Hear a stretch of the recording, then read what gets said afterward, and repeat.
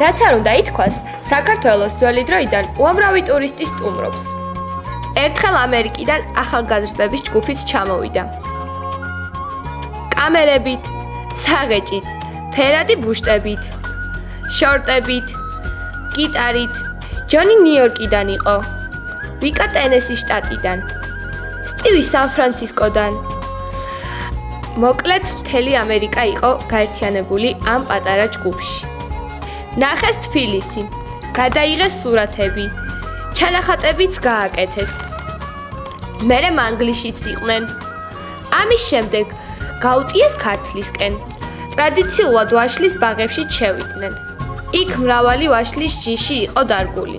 ბროდსკი, ანტონოვკა, კეხურა, ბანანი. განსაკუთრებით კეხურა მოეწონათ. ჩაკვიჩა და დაფიქრებული უყურა ჩაკვეჩილ ვაშლს. გაიღიმა და ყველას გასაგონად დაიძახა. ვაუ! ეს ხომ ჩემს მიერ ახალი შექმნილი კომპიუტერის ლოგოა. Great speed!